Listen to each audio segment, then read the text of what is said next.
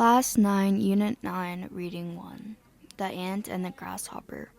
When I was a very small boy, I was made to learn by heart certain of the fables of La Fontaine, and the moral of each was carefully explained to me. Among those I learned was The Ant and the Grasshopper, which is devised to bring home to the young the useful lesson that in an imperfect world, industry is rewarded and giddiness is punished. In this admirable fable, the ant spends a laborious summer gathering its winter store, while the grasshopper sits on a blade of grass singing to the sun. Winter comes, and the ant is comfortably provided for, but the grasshopper has an empty larder. He goes to the ant and begs for a little food. Then the ant gives him her classic answer. "What were you doing in the summertime?" "Saving your presents. I sang all day, all night." "You sang? Why, then go and dance." I cannot help thinking of this fable when the other day I saw George Romsey lunching by himself in a restaurant. I never saw anyone wear an expression of such deep gloom. He was staring into space. He looked as though the burden of the whole world sat on his shoulders. I was sorry for him.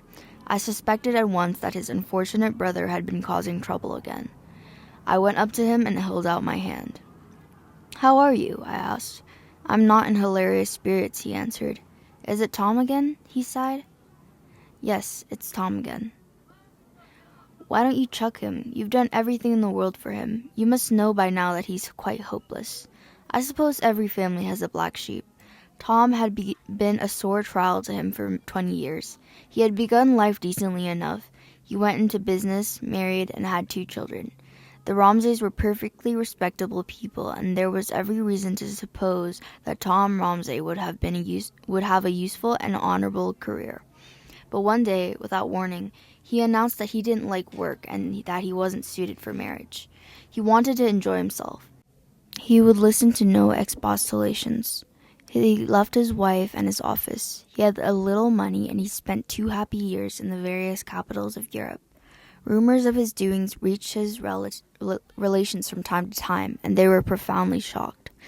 He certainly had a very good time.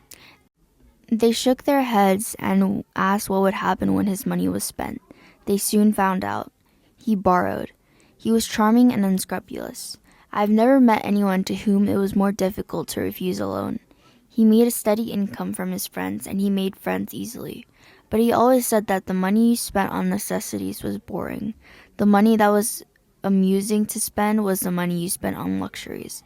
For this, he depended on his brother George. He did not waste his charm on him. George was a serious man and insensible to such enticements. George was respectable. Once or twice he fell to Tom's promises of amendment and gave him considerable sums in order that he may make a fresh start.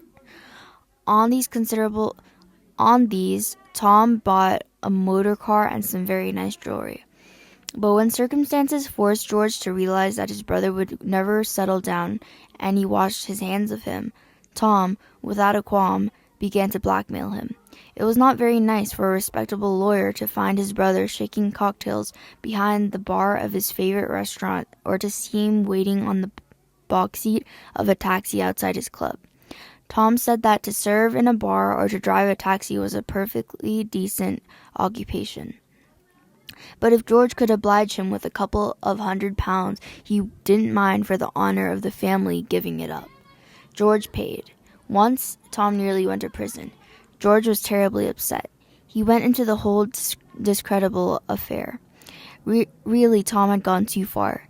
He had been wild, thoughtless, and selfish, but he had never before done anything dishonest, by which George meant illegal, and if he were prosecuted, he would assuredly be convicted. But you cannot allow your only brother to go to the gaol. The man Tom had cheated, a man called Cronshaw, was vindictive. He was determined to take the matter into court.